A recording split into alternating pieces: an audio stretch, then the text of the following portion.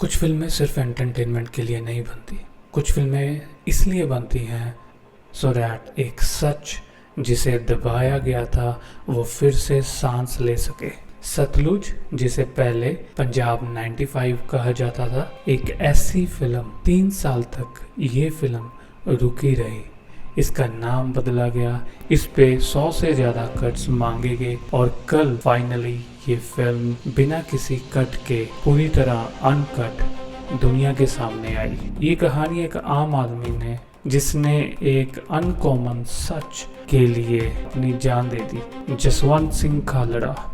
आज हम इस फिल्म की बात करेंगे और मैं आपसे रिक्वेस्ट करूंगा इस वीडियो को पूरा देखें, क्योंकि ये सिर्फ एक फिल्म रिव्यू नहीं है। पहले उन लोगों के लिए जिन्हें इस कहानी का बैकग्राउंड नहीं पता, ये फिल्म एक सच्ची घटना पर आधारित है। 1984 से 1994 के दौर में पंजाब एक बहुत ही दर्द भरे हिंसक समय से गुजरा और इस दौरान हजारों लोग, खासकर नौजवान, लापता हो गए।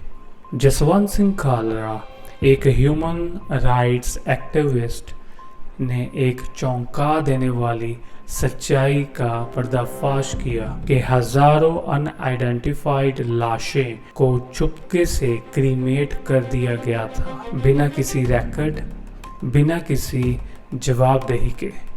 खालड़ा जी ने डिसअपीयरेंसेस के डॉक्यूमेंटेशन शुरू कर दिए। उन्होंने इंसाफ की मांग की और इस सच को सामने लाने की कीमत उन्होंने अपनी जान देके चुकाई। 1995 में वो खुद लापता हो गए। बाद में कोर्ट ने माना कि उन्हें अबडक्ट और मर्डर किया गया था और 4 पुलिस पर्सनल को इस जुर्म के लिए सजा हुई, जो बाद में उम्र कैद में बदल दी गई। ये कोई काल्पनिक कहानी नहीं है, ये डॉक्यूमेंटेड हिस्ट्री है दलजीत दोसांझ। और मैं पूरे यकीन से कह सकता हूँ ये उनके करियर की सबसे इम्पोर्टेंट परफॉर्मेंस है। हम दलजीत को एक सुपरस्टार के रूप में जानते हैं। उनकी एनर्जी, उनकी कॉमिक टाइमिंग, उनका म्यूजिक, लेकिन यहाँ वो सब एक तरफ रख देते हैं। यहाँ वो एक शांत, गंभीर, अंदर से टूटे हुए लेकिन इरादे से पक्के इंसान बनते हैं। वो खालड़ा जी को लाउड बनाकर नहीं बल्कि उनकी आंखों से जीते हैं। खुद दलजीत ने कहा कि खालड़ा जी की जो शहीदी और उनका ह्यूमैनिटी के लिए योगदान ही वजह थी जिसकी वजह से उन्होंने ये फिल्म चुनी, और वो ट्रिब्यूट हर फ्रेम में दिखता है, उनकी परफॉर्मेंस में दिख रहा है, हर फ्रेम में दिख रहा है। ये एक ऐसी परफॉर्मेंस है जो आपको याद रहेगी। डायरेक्टर हनीत रेहान ने एक बहुत ही मुश्किल काम किया है, एक ऐसे सच को पर्दे पे लाना जिसे लोग दबाना चाहते थे, और उन्होंने बिना किसी समझौते के किया। जब सेंसर बोर्ड ने कट्स मांगे, उन्होंने मना कर दिया।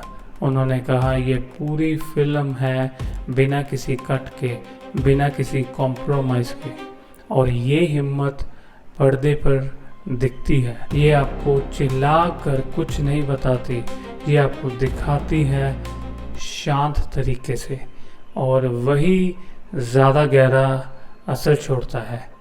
ये एक ऐसी फिल्म मेकिंग है जो अपने सब्जेक्ट का सम्मान करती है। ये ट्रेजेडी को तमाशा नहीं बनाती, ये उसे इज्जत देती है।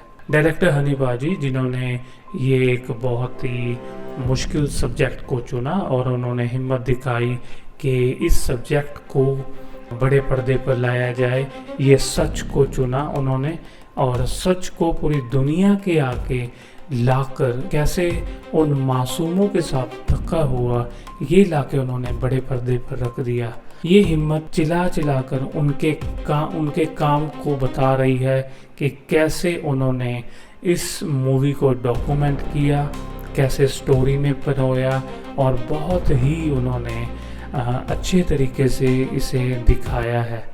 ये सारे इवेंट्स को, ये सच्चाई दिखानी बहुत मुश्किल है।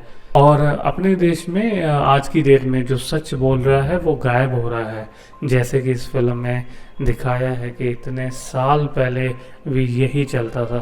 तो ये फिल्म क्यों मायने रखती है? क्योंकि ये एक ट्रिब्यूट है कि हिस्ट्री में ऐसे दौर में आए जिन्हें बुला दिया गया या जानबूझकर छुपा दिया गया, और जसवंत सिंह खालरा जैसे लोग जिन्होंने सच के लिए सब कुछ दांव पे लगा दिया, वो याद रखे जाने के हकदार हैं। ये फिल्म सभी को रेकमेंडेड नहीं है, ये सभी के लिए इजी वॉच नहीं है। ये आपको रुला सकती है, ये आपको गुस्सा दिला सकती है, ये आपको बेचैन कर सकती है, लेकिन शायद इसका मकसद है कि कुछ कहानियाँ आराम के लिए नहीं, जगाने के लिए होती हैं। तो ये मूवी एक अवेयरनेस पॉइंट ऑफ व्यू से देखी जा सकती है, और इस फिल्म का आखिरकार बिना कट्स के रिलीज हो जाना ये खुद में एक जीत है उन सभी के लिए जिन्होंने इसके लिए लड़ाई लड़ी। तो फाइनल वर्डिक्ट, सतलुज एक फिल्म से बढ़कर है, ये एक ज़रूरी दस्तावेज है। दिलजीत दोसांझ का करियर डिफाइनिंग काम, हनी पाजी का बेबाक डायरेक्शन, और एक ऐसी कहानी जो सुनी जानी चाहिए, ये सब मिलके एक ऐसा एक्सपीरियंस बनाती है जो आपके साथ रह जाता है। ये इंजॉय करने वाली फिल्म नहीं है, ये एक्सपीरियंस करने याद रखने वाली फिल्म है। अगर आप एक मीनिंगफुल, सच्ची और हिम्मत वाला सिनेमा देखना चाहते हैं तो सतलुज ज़रूर देखना। ZEE5 पे इसे देखें। अगर ये रिव्यू आपको मीनिंगफुल लगा तो काइंडली शेयर करें, सो दैट कहानी ज़्यादा से ज़्यादा लोगों तक पहुंच सके। मूवीज़ चैनल को सब्सक्राइब करें, और मैं ऐसे ही honest videos, reviews, movies and series लेकर आता रहूँगा। तब तक के लिए अपना ख्याल रखें।